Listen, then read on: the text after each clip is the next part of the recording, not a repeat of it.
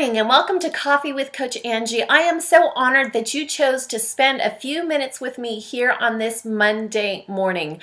I love Mondays. I know some people just don't like them. Mondays drag on for them.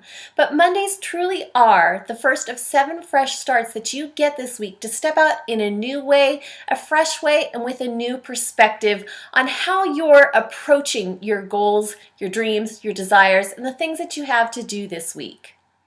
I'm Angie Mozilo, Accountability, Transition, and Rediscovery Coach. If you'd like to find out a little bit more about what I do, check out my website at womanupmovement.com or join me over on my Facebook page at Woman Up Movement.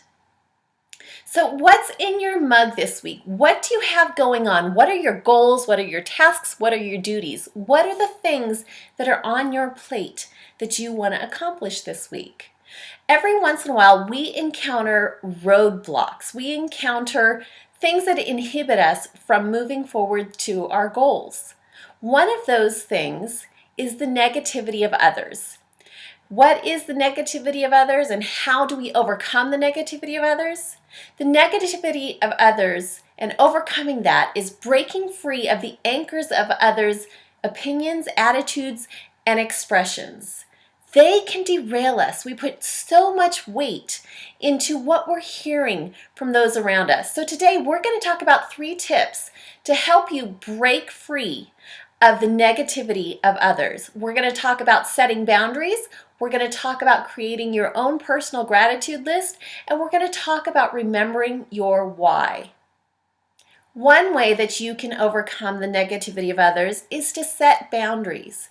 Now, this can be tough sometimes. A lot of us have trouble with setting boundaries with those around us, with a coworker, with a boss or an employer. Sometimes that can be tough. We feel like we're being overly assertive when we establish what our boundaries are. If you're in that place right now where you don't feel like you can stand up and set that firm boundary about the negativity of others, there's some things that you can do to kind of set that boundary without feeling like you're being overly assertive. One of the things that you can do is you can limit your time and exposure to the negative force around you, the negative person, the negative influence.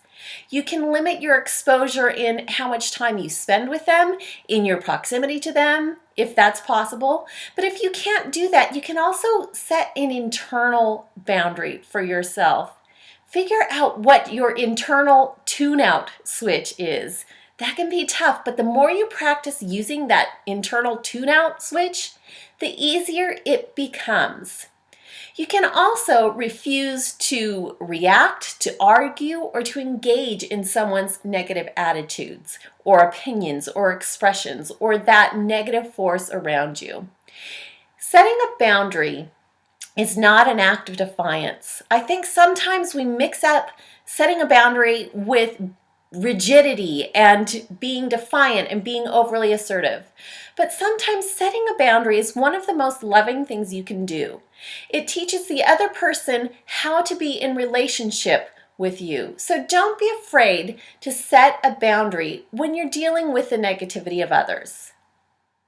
Another tip for overcoming the negativity of others is creating your own gratitude list.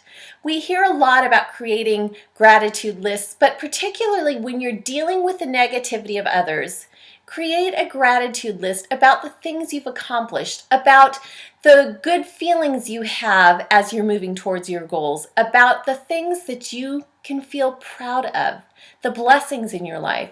Create a gratitude list to help combat the negativity you hear. Gratitude is such a powerful tool. It doesn't erase negative forces around you. It doesn't erase negative opinions, but it helps you balance that out and keep that balanced idea of what is going on. Again, we put so much weight in what we hear around us, in the messages we hear from those around us, from our families of origin, from our friends, from society.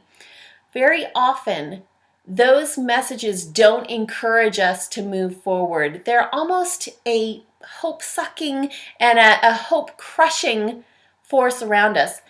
But remember the things that you can be grateful for, the things you've accomplished, the things you've experienced, the things you've learned along your way. Use that as a force to keep you motivated to move forward and to lessen that negative voice that you may hear around you.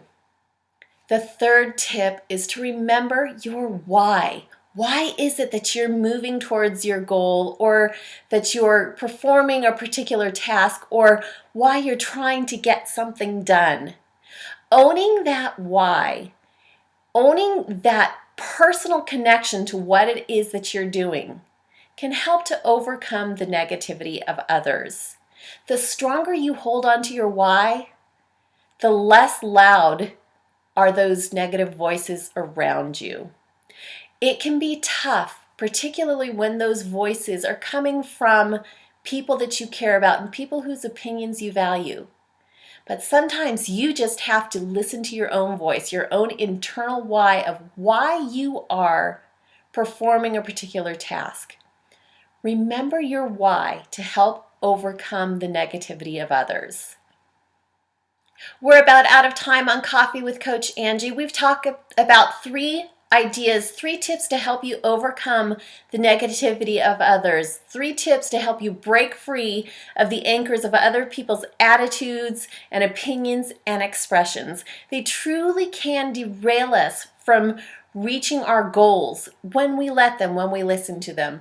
We talked about setting boundaries, about creating a gratitude list, and about remembering your why it is of why you are moving forward towards something.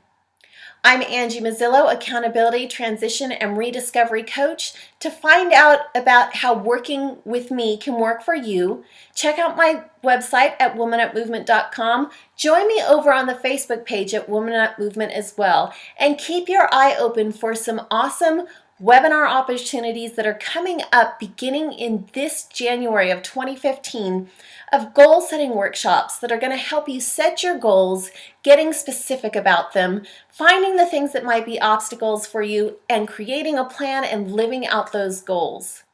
Until next week, go forward, moving towards your goals. Try to erase that negativity that you hear from those around you. Rediscover amazing things about yourself as you do. As always, join me every Monday on Coffee with Coach Angie. Subscribe to the YouTube page and share these videos with anyone who you think might need a little bit of inspiration to help them move forward in their weeks. I'm Angie Mozilo. We'll see you next time.